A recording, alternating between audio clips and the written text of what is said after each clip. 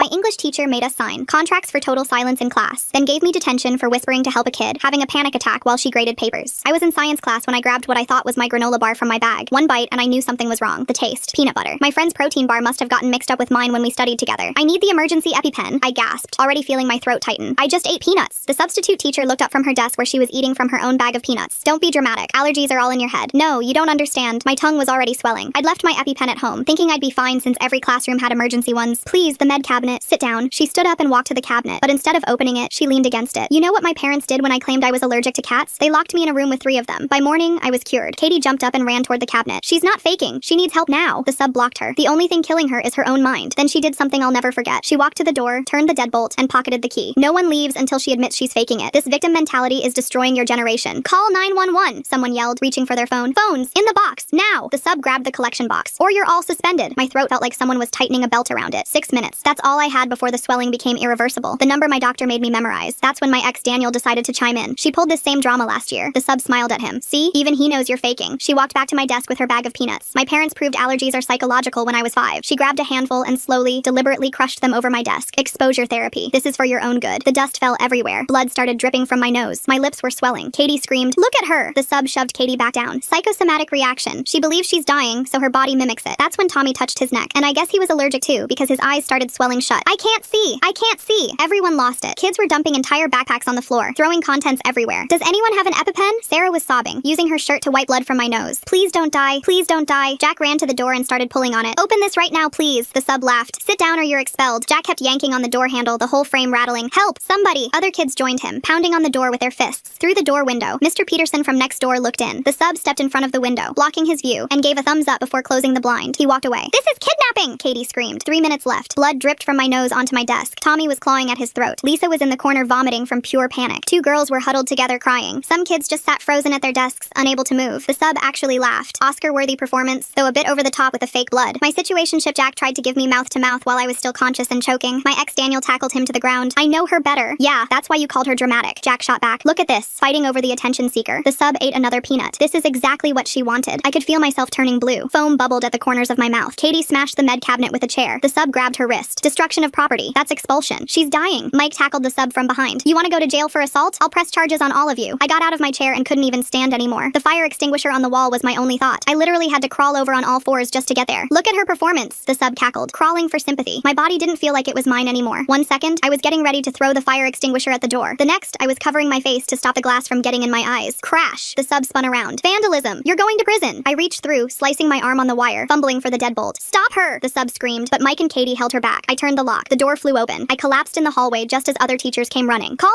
911! Someone screamed. The sub was still yelling from inside. They're all faking! This is mass hysteria! The paramedics said I was clinically dead for 3 minutes. They worked on me right there in the hallway while more ambulances arrived. Miss Blade was fired and blacklisted from every school in the area. Fast forward 2 weeks later. We were sitting in class when our teacher broke the news. After receiving his diagnosis of permanent partial blindness, Tommy had taken his own life. All thanks to Miss Blade. That's when I knew getting fired wasn't enough. We had to destroy her. The words hung in the air while everyone sat frozen at their desks. Katie's hand found mine under the table and squeezed so hard my knuckles cracked. Her eyes were red and puffy, but there was something else there too. Something hard and angry. The bell rang and kids started filing out, but we stayed in our seats until the room emptied. She leaned close and whispered that getting Miss Blade fired wasn't even close to enough. I nodded because my throat was too tight to speak. After class, I had to go straight to my follow-up appointment at the hospital. The doctor ran a scope down my throat and took pictures of the scarring. He showed me the images on his computer screen, pointing to the damaged tissue. My airways were permanently narrowed by 15%. He made me practice with my new EpiPen over and over, stabbing it into an orange until I got the motion right. 3 times he watched me do it before signing my discharge papers. Walking back through the main hallway at the school the next day, I saw Mr. Peterson coming toward me. His face went white when he recognized me. He turned and practically ran into an empty classroom. I stood there with my fists clenched so tight my nails cut into my palms. He saw me dying through that window and just walked away. That night, my phone buzzed with a text from Katie. She was making a group chat with everyone from that classroom. Sarah joined first, then Mike, then Jack. Even Lisa, who threw up, joined. We needed to get our stories straight for what was coming. My mom drove me to the police station the next morning. The officer taking my statement kept making me repeat the part about the locked door. He wrote down every detail about the 6-minute timeline. 2 hours I sat in that uncomfortable plastic chair going over it again and again. He asked if I had any proof besides witness statements. Tommy's funeral was 3 days later in the school gym. Half our science class showed up, but the other half stayed away. His mom stood at the front holding his school photo and sobbing. After everyone left, I walked up to his picture display. I touched his photo and promised him that Miss Blade would really pay for this. By Monday, the whole school was talking, but not the way we expected. Some kids were saying it was all mass hysteria, and we overreacted to nothing. At lunch, this girl from another class said Tommy was being dramatic about his blindness. I threw my tray in the trash and left before I did something stupid. Jack found me after school by my locker looking uncomfortable. He kept apologizing for trying trying to give me mouth-to-mouth when I was still conscious. He said he panicked and didn't know what else to do. I told him it was okay, even though remembering his mouth on mine while I was choking made my skin crawl. That night, Daniel sent me this long, rambling message on Instagram. He was sorry, but also not really sorry, claiming he was trying to keep everyone calm. He said he still knew me better than anyone and was just trying to help. I blocked him after reading his last line about how we should talk in person. The school nurse called me down the next day to go over their new allergy action plan. She showed me the new EpiPen stations they installed in locked boxes throughout the building. Each one needed a special key to open. She gave me a laminated card with the locations marked, but I noticed the keys were only in the main office. That afternoon, my phone buzzed with an email from the school district, and I opened it while sitting on my bed, still feeling weak from everything. The subject line just said, "Important update regarding recent incident," and the whole thing was maybe 3 sentences about how Miss Blade had been terminated from her position and banned from working in any school in the state due to an incident involving student safety protocols. They didn't mention me dying for 3 minutes or Tommy going blind or anything real that happened. My mom read it over my shoulder and threw her phone across the room. Katie showed up at my house around 7 with this huge notebook and a folder full of papers and started spreading everything out on my kitchen table. She said we needed to write down every single thing we remembered about what happened and every symptom I was still having, because if we were really going to destroy Miss Blade, we needed evidence for more than just her getting fired. My hands were still shaking sometimes, and I got dizzy when I stood up too fast, and Katie wrote all of that down in her neat handwriting. The next morning, the school called and said Principal Barfield wanted to meet with me and my mom immediately about the situation. Talk about taking no peanuts allowed to a whole new level of wrong. This teacher just turned a science class into a horror movie where the villain eats snacks while kids literally die. We drove there, and he was sitting behind his desk with his hands folded, looking all serious, and started talking about how we needed to handle this situation carefully and not make it public or cause unnecessary drama for the school. My mom stood up so fast her chair fell backward and asked him if he thought watching her daughter die for 3 minutes was unnecessary drama. He actually had the nerve to say the school had already taken appropriate action and we should move forward. 2 days later, a detective named Darren Boudreau called our house and said he'd been assigned to investigate potential criminal charges, including child endangerment and false imprisonment against Miss Blade. He came over that afternoon with a recorder and took my statement for almost 2 hours. And when I told him about her locking the door, he stopped writing and looked up and said that changed everything legally, because that made it false imprisonment on top of everything else. That night, I was trying to do homework when suddenly I couldn't breathe and felt like I was back on that classroom floor, crawling toward the door with my throat closing up. I grabbed a notebook and started writing down every single detail I could remember about those 6 minutes, because I needed to get it out of my head before it drove me crazy. I wrote about the taste of the peanut butter and the way the blood felt dripping from my nose and how the floor tiles felt cold under my hands when I was crawling. Katie organized a meeting at her house with everyone from our class who wanted to help, and we sat in her basement making a plan. We decided destroying Miss Blade meant 3 things had to happen, which were criminal charges that would put her in jail, and civil lawsuits that would take all her money, and making sure everyone everywhere knew exactly what she did so she could never hurt another kid. Katie assigned Mike to research similar cases and Sarah to collect medical records, and everyone got a job to do. My mom found this lawyer named Qley Bellamy who specialized in the school negligence cases, and we met him in his office downtown where he had all these awards on the wall. He explained that to win, we needed to prove the school knew, or should have known, Miss Blade was dangerous, which meant we had to get her employment records and any complaints from other schools. He said the discovery process would let us request all her files, and that's when we'd find out if there were warning signs the school ignored. I started seeing a therapist named Emmett Bloom twice a week because I was having panic attacks every time I smelled peanut butter or heard a door lock. He taught me these breathing exercises where I counted to 4 while breathing in and held it for 4 and breathed out for 4, and it actually helped a little bit. He told me what I went through was real trauma and my anger was completely justified and I shouldn't feel bad about wanting justice. A week later, this guy Gordon Bowles from the district's legal department scheduled interviews with all of us kids who were in the classroom that day. He came to the school and pulled us out of class one by one, but it was obvious he was just trying to protect the school from getting sued, because he kept asking these leading questions about whether we might have misunderstood what Miss Blade meant, or if maybe she was just trying to teach us a lesson about being prepared. He actually asked Katie if she thought Miss Blade might have been planning to open the cabinet after making her point, and Katie told him Miss Blade watched me turn blue and foam at the mouth, so what point was she trying to make exactly? Then this local reporter named Jasper Beckwith started calling everyone trying to get our side of the story for some investigation he was doing. Katie thought we should talk to him and get the truth out there, but Qley Bellamy told us to wait until he could find out what angle the reporter was taking, because sometimes they twist things to make victims look bad. 2 days later, I was sitting in Qley Bellamy's office downtown signing a stack of papers while he explained each one. He kept pointing to different sections about witness statements and the locked door detail while his assistant made copies of everything. The retainer agreement was way more than my family could afford, but he said we could work out a payment plan after the case settled. My mom had to sign too since I was still a minor, and her hands shook when she wrote her name. Qley's office walls were covered with newspaper clippings about cases he'd won, and I counted 12 involving schools while he talked about discovery procedures and depositions. He said having 15 witnesses who saw everything made this stronger than most negligence cases he'd handled. The school announced Tommy's vigil 3 days later, and everyone had to walk to the football field during 5th period. They set up a microphone at the 50-yard line, and kids took turns talking about what a good friend he was. When this sophomore mentioned how Tommy spent his last week scared about losing more of his sight, I had to walk away. My chest felt so tight I couldn't breathe, and I ended up throwing up behind the bleachers while everyone else stayed to light candles. Daniel followed me and started saying he never meant to hurt me when everything happened in the classroom. I turned around and told him that calling me dramatic while I was dying was something I'd never forgive. He just stood there with his mouth open as I walked back toward the parking lot without letting him say another word. Qley called me that afternoon to say he'd filed official records requests with the district for Miss Blade's training certificates and any emails about the incident. The district had 30 days to respond, but he warned they'd probably claim some documents were missing or hadn't been kept properly. Gordon Bowles from the district scheduled an interview with me the next week, and Qley insisted on being there as my lawyer. Gordon kept trying to make it sound like Miss Blade was just one bad teacher instead of asking about the locked cabinet or Mr. Peterson walking away. I made sure to mention both things 3 times while Gordon didn't type notes on his laptop and avoided eye contact. Meanwhile, Jasper Beckwith was interviewing students, and Katie told me he'd talked to 5 kids separately about what happened. He showed Katie a timeline he was building that proved how many chances adults had to stop this from happening. She said he looked really upset when she described Tommy crying about going blind and how scared he'd been those last few weeks. Detective Boudreaux called while I was doing homework to update me on the criminal investigation. The DA was looking at charging Miss Blade with false imprisonment and reckless child endangerment based on the evidence. He said having 2 students with severe reactions and Tommy's death made the case much stronger than if it was just me. My next therapy appointment with Emmett Bloom focused on my anger and how it was eating me up inside. He helped me see that destroying Miss Blade wasn't the real goal, but stopping her from ever hurting another kid was. It felt better thinking about it that way, even though the rage still burned in my stomach every night. Gray tried getting the hallway security footage that would show Mr. Peterson walking away, but the school said it was under legal hold. He actually smiled when he told me this was good because now they couldn't delete it or claim the cameras weren't working. The next morning, he sent official preservation letters to both the district and the substitute teacher agency by certified mail. These letters legally required them to keep all documents about Miss Blade, including training records and previous complaints from other schools. He explained that companies sometimes lose important papers right before trials, but now they'd face criminal charges if anything disappeared. That same week, the local paper ran an op-ed that made my blood boil. The writer called our whole situation moral panic and said Miss Blade was just a victim of helicopter parents who coddle their kids. They wrote that allergies are overblown these days, and teachers shouldn't have to deal with every little medical complaint. The online comments turned into a total war zone. Some people shared their own allergy horror stories and said Miss Blade should be in jail. Others said we were drama queens looking for attention and a payday. My mom spent hours screenshotting the worst comments for our lawyer while my dad paced around the kitchen reading them out loud. Katie's parents had to change their phone number after someone posted it online. The records request Gray filed finally came back with some interesting stuff. Miss Blade had 2 previous complaints at other schools that nobody knew about. The first one was from 3 years ago, when she wouldn't let a diabetic kid check his blood sugar. She told him he was being dramatic and seeking attention just like she told me. The kid ended up passing out and hitting his head on a desk. The second complaint was from last year at a middle school where she refused to let a girl use her inhaler during an asthma attack. The girl's parents pulled her out of school the next day and filed a complaint, but nothing ever happened. Gray made copies of everything and added them to our growing pile of evidence. Then things got worse when some idiot from our class posted on social media that Miss Blade was trying to kill us for insurance money. They said she had life insurance policies on all her students, which was completely made up and stupid. The post went viral before anyone could stop it, and suddenly we looked like crazy conspiracy theorists. Katie made them take it down, but the damage was already done. News outlets started calling us the students who cried wolf and questioning if we were making everything up. Gray had to send out a statement saying we had nothing to do with that post, and it didn't represent our actual claims. 2 days later, FedEx showed up at all our houses with thick envelopes from Miss Blade's lawyer. Why did the principal think keeping quiet was more important than a student almost dying? The way he talked about unnecessary drama makes me wonder what he was really worried about. Was it just the school's reputation or something else? The cease and desist letters threatened to sue us for defamation if we kept talking about what happened. They said we were ruining her reputation and causing emotional distress with our false allegations. My parents were freaking out, but Gray called an emergency meeting at his office. He explained this was just an intimidation tactic to shut us up, but we still had to be careful about what we posted online. No more social media posts about the case, no talking to reporters without him present, and definitely no wild theories about insurance money. We decided to get organized and create a shared Google Drive for all our evidence. Mike took charge of scanning every document we had while Sarah handled all the medical records and doctor's notes. Katie organized the witness statements from our classmates, and I worked on the timeline of exactly what happened that day. We had folders for news articles, social media screenshots, emails from supporters, and the growing stack of legal documents. Seeing it all organized like that made it feel more real and less like a nightmare we couldn't wake up from. School was getting harder too because I couldn't control my panic attacks anymore. In chemistry class, someone opened a bag of trail mix with nuts, and I completely lost it. My throat started closing up even though I didn't eat anything, and I couldn't breathe. The teacher had to call the nurse who implemented my new emergency exit plan, where I could leave any class without permission if I felt triggered. It was so embarrassing having everyone watch me run out of the room gasping for air. The nurse gave me a paper bag to breathe into and called my mom to pick me up early. I missed the rest of the day and had to make up a test I was supposed to take. The next week was the school board meeting that we'd been preparing for. Katie had written a 3-page statement about what happened and practiced reading it over and over, but when she got up to the microphone, they told her she only had 3 minutes for public comment. She tried to read faster, but they cut her off mid-sentence when the timer went off. Parents in the audience started yelling that this was a cover-up, and they deserved to know what happened. One mom stood up and shouted that her kid was in that classroom and had nightmares every night. Security guards started moving toward the crowd, and the board president threatened to clear the room if people didn't calm down. 3 parents got escorted out, including Katie's dad, who was filming everything on his phone. The board said they'd take our concerns under advisement, which basically meant they weren't going to do anything. We were all crushed walking out of that meeting knowing they didn't care about what happened to us. Then finally we heard from the DA's office, but it wasn't good news. They called our parents saying they were still waiting for final medical reports before deciding on charges. The prosecutor warned that the process could take months, and even if they charged Miss Blade, she might get a plea deal. They said cases like this were hard to prove because she could claim she didn't know how serious allergies were. My dad slammed his phone down so hard after that call that the screen cracked. We all felt like the system was failing us, and Tommy died for nothing. But then Jasper got an interesting email that gave us new hope. Someone who worked with Miss Blade at a summer camp 10 years ago reached out after seeing the news stories. This person said Miss Blade used to brag about how her parents cured her cat allergy by locking her in a room with cats when she was 5. She would tell this story to anyone who mentioned allergies and say that's how all allergies should be handled. The email had dates and names of other counselors who heard her say this stuff. Jasper forwarded it to Gray right away, and we added it to our evidence folder. This proved her dangerous beliefs went back years, and she knew exactly what she was doing to me. Gray used all this evidence to officially file our civil lawsuit against Miss Blade and the school district. The lawsuit sought damages for medical costs, trauma, and Tommy's death, which his parents joined as plaintiffs. The paperwork was over 100 pages thick with every single detail of what happened spelled out in legal language. Reading through it made me realize how serious this all was, and how much our lives had changed because of one substitute teacher who thought she knew better than doctors. 2 days later, Katie texted me a link that made me throw my phone across the room. Miss Blade had posted a 20-minute video on YouTube calling herself the real victim and claiming we were all lying about what happened. She sat in her living room crying fake tears while saying she never meant to hurt anyone and that cancel culture was destroying her life. The comment section was full of people saying kids these days are too soft and that she was scapegoated for a tragic accident nobody could have prevented. I spent the next 3 hours throwing up while my mom held my hair back. The district called an emergency meeting that Friday where they offered us all early settlements with non-disclosure agreements attached. The paperwork was thick and full of legal terms, but basically they wanted to pay us to shut up about the whole thing. Some parents were already signing because they needed money for medical bills and therapy costs. My mom looked at the check amount and I could see her doing math in her head about my hospital bills. Other parents were yelling that this was blood money and the district was trying to sweep everything under the rug before the real investigation started. Katie's dad ripped up his settlement offer right there in front of everyone. The room split into two groups arguing while the district lawyers sat there taking notes. That's when our lawyer Gordon dropped a folder on the table that shut everyone up. Training records showed Miss Blade had skipped the mandatory module on recognizing and responding to anaphylaxis 3 years ago. She'd submitted a form claiming she already had equivalent training from a previous job, but nobody ever checked if that was true. The district superintendent's face went white as he read through the papers. Gordon had also found emails where administrators were ignored warnings about her behavior at staff meetings. One teacher had written that Miss Blade seemed to enjoy having power over students too much. Another email mentioned she'd made weird comments about allergies being made up by pharmaceutical companies. The district lawyers started whispering to each other and asked for a recess. We sat in that conference room for 2 hours while they panicked in another room down the hall. Mr. Peterson showed up at my house that weekend asking to talk privately. He sat on our porch steps and couldn't even look me in the eye while he admitted he'd seen us through the window that day. He said Miss Blade's thumbs up made him think everything was fine, and he trusted her because she was a teacher. His hands were shaking as he explained how he'd been having nightmares about Tommy and couldn't stop thinking about what would have happened if he'd just opened the door. I told him his guilt didn't undo his choice to walk away when kids were screaming for help. He left crying, but I didn't feel bad for him at all. The district announced new policies the next week requiring all classroom doors to stay unlocked during instruction. They were also installing emergency EpiPens in bright red unlocked boxes in every room. Principal Barfield held an assembly explaining the new rules while avoiding any mention of why they were suddenly necessary. It felt like such a small victory considering what it took to get there. Kids were still having panic attacks in that classroom, even though they'd replaced all the desks and repainted the walls. Jack started coming over after school to help me prepare for giving depositions. We'd sit at my kitchen table while he asked me practice questions, and I tried to answer without crying or getting too angry. He was really patient when I had to take breaks to calm down. We figured out boundaries for our complicated relationship and agreed to focus on the case while dealing with personal stuff later. His presence helped more than I expected, even though things were still weird between us. That lasted until Daniel decided to betray everyone by leaking our private group chat screenshots to some blogger defending Miss Blade online. He'd edited them to make himself look reasonable, and the rest of us looked like we were exaggerating for attention. The messages spread across social media with people calling us crisis actors and saying we were ruining an innocent woman's life. Our group kicked Daniel out immediately, and his reputation at the school tanked when people found out what he'd done. Kids would knock his books out of his hands in the hallway, and nobody would sit with him at lunch. Even teachers looked at him with disgust when he walked into their classrooms. During my next therapy session with Emmett, we worked through my urge to personally confront Miss Blade. I'd been having dreams about showing up at her house and making her understand what she'd done to us. Emmett helped me see that channeling everything through legal channels was safer and would actually accomplish more than any confrontation could. The temptation to do something reckless faded, but never completely went away, especially when I'd wake up gasping from nightmares. Jasper Beckwith's full investigation finally published as a long article with our real names after we gave permission. He'd spent months piecing together every detail, including Tommy's declining vision in his final days and the note his parents found. Public opinion shifted dramatically when people read the timeline of Tommy losing his sight bit by bit and choosing to end things rather than live in darkness. Her video crying about being the real victim while Tommy's parents join a lawsuit. That's some Olympic-level mental gymnastics right there. Someone give her a gold medal for missing the point completely. The article went viral with millions of shares and even celebrities posting about it. Miss Blade's supporters mostly went quiet except for a few conspiracy theorists who claimed the whole thing was staged. That's when Gordon found the smoking gun we'd been looking for. Records showed Miss Blade had done something similar 5 years ago at a school 3 districts over. She'd locked students in during a tornado drill claiming she was teaching them discipline and respect for authority. One kid had a panic attack and passed out, but the school quietly let her resign to avoid scandal. They'd passed the problem to us by giving her neutral references and never mentioning the incident. The other district's HR person admitted in a deposition that they just wanted her gone and didn't care where she went next. 2 days after that deposition dropped, Miss Blade's supporters found us online. My phone started blowing up with messages calling me a liar and attention seeker, while Katie got death threats on Instagram. Gray Bellamy made us screenshot everything and told us not to respond to any of it. The messages kept coming for weeks, people saying we destroyed an innocent teacher's life, that Tommy killed himself because he was weak, not because of what happened. I blocked over 40 accounts, but new ones kept popping up. 3 weeks later, I sat in a conference room for my deposition, while Miss Blade's lawyer grilled me for 4 straight hours. He kept asking the same questions different ways, trying to get me to contradict myself or admit I was being dramatic. I stuck to the facts, describing exactly how I crawled across the floor, how the blood dripped from my nose, how my throat closed up. Miss Blade sat across from me the whole time, and when I described crawling on my hands and knees, her face went white and her lawyer had to call a recess. The DA called us 2 months later to say they were filing criminal charges. Miss Blade got arraigned on 2 counts of reckless child endangerment and 1 count of false imprisonment. She showed up in a gray suit trying to look professional, but they still put her in handcuffs after she pleaded not guilty. The judge set bail at $50,000, and she posted it that same day, but seeing her in cuffs felt like the first real real victory we'd had. The district's lawyers came to us with a bigger settlement offer that would cover all our medical bills plus therapy for the next 5 years. The number was huge, but it came with an NDA that would stop us from talking about what happened except for policy stuff. Katie and I spent 3 days going back and forth with them about adding language that would let us speak at schools about allergy safety and advocate for better training. They kept saying no until we threatened to reject the whole thing and go to trial instead. The lawyers caved and added the carve-out we wanted plus money for a foundation in Tommy's name. The school held a mandatory assembly the next week with a moment of silence for Tommy, but half the kids were on their phones and some were whispering about how we were being dramatic. One kid actually said out loud that Tommy was probably depressed anyway, and this was just an excuse. I walked out and threw up in the bathroom while Katie stayed and recorded the whole thing on her phone. The State Board of Education met the following month and voted unanimously to revoke Miss Blade's teaching certificate permanently. They posted it in the public records database where any school that searched her name would see it forever. She couldn't even teach at private schools or tutor kids anymore because the revocation specifically banned her from any position of authority over minors. That's when she filed her wrongful termination lawsuit against the district, claiming they made her a scapegoat for their own failures in training and oversight. Her filing called us manipulative children who orchestrated a performance to get attention and destroy her career. I found it online at 2 in the morning and read the whole thing, every page where she painted herself as the victim and us as scheming brats who planned the whole thing. Emmett found me crying on my bedroom floor at 4 a.m. and took my laptop away, made me promise to stop reading anything about the case online. He set up blockers on my devices and helped me find a therapist who specialized in trauma from authority figures. We met with the lawyers one last time to sign the settlement papers with all our changes included. The money would cover everything medical plus therapy for years, and we could still speak about what happened as long as we focused on safety reforms instead of attacking the district directly. It wasn't perfect justice because nothing could bring Tommy back, but at least we got something real that we fought for and won. Katie pulled out her laptop that night and started typing up a mission statement while Sarah made a list of every school board meeting in the state. Jack designed a logo with Tommy's initials inside a medical cross, and I started writing down everything we wanted to change about emergency protocols in schools. We filed the paperwork to make Tommy's Law an official nonprofit the next week and set up social media accounts that got thousands of followers within days. Our first school board meeting was 3 towns over, and we drove there in Sarah's mom's minivan with a box of flyers and our hearts pounding. I stood at that podium and told them about watching Tommy's eyes swell shut while our teacher ate peanuts and laughed at us. Katie showed them the video someone had recorded on their phone before the teacher took them away. Sarah read the statistics about how many kids die from allergic reactions in schools every year. Jack presented our proposal for mandatory unlocked medical cabinets and quarterly emergency training for all staff. The board voted yes right there in the meeting, and parents were crying in the audience. We hit 12 more districts that month, and every single one passed our safety reforms. Local news picked up the story, and suddenly we were getting calls from schools in other states asking how to implement Tommy's Law. We spoke at a national education conference where I had to leave the stage twice to use my inhaler because talking about it still made my chest tight. Sarah's mom drove us everywhere and made sandwiches for the car rides and never complained about the gas money. Katie kept a spreadsheet of every school that adopted our protocols, and by month 3 we had over 200. Jack got us meetings with state legislators who started drafting actual laws requiring allergy training. I testified at the state capitol with my EpiPen in my pocket and my hands shaking the whole time. 6 months passed, and now I check every single food label twice before eating anything and carry 3 EpiPens in different pockets. My therapist says the nightmares about blue lips and foam will fade eventually, but I still wake up gasping sometimes. Miss Blade's trial starts next month, and the prosecutor says we have a solid case for criminal negligence and false imprisonment. Tommy's parents sent us a letter thanking us for everything we did, but his mom couldn't stop crying at his memorial service last week. The rage isn't drowning me anymore, but it's still there when I see peanut butter in stores or hear teachers complaining about overprotective parents. We couldn't bring Tommy back, but we made sure Miss Blade will never have the power to hurt another kid again. Man, thanks for hanging out with me and diving into all these questions today. It's always such a wild ride just sitting here, wondering about stuff together. Can't wait to do it again next time. If you made it to the end, drop a comment. I love reading all your comments.